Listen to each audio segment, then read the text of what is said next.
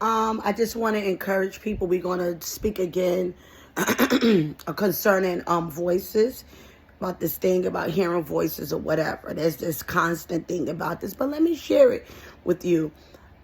Most human beings that are alert, knows, or whatever, most human beings know. And it probably happened to most human beings. We hear the voice of good and we hear the voices of evil.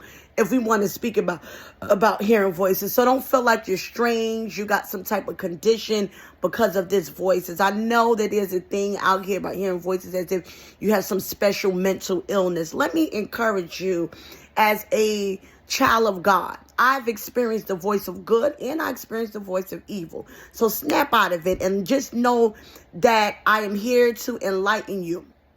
That whomever you serve, if you serve God more, his voice can become stronger. Whatever you give your attention, your life's attention to, voice can become a little more stronger.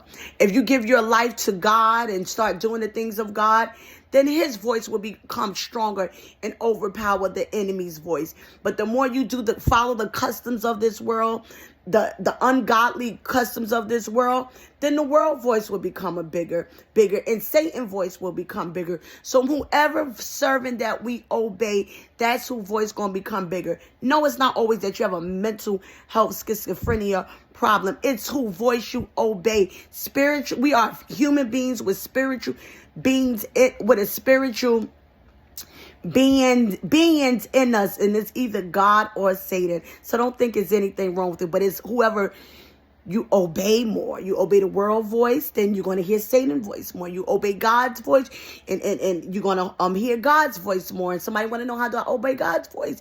You know, you can find a good church that connects with your mind, connects with your spirit, that is truth and godly, and that is not doing anything that God is unhappy with and disgusted with, anything that God has destroyed.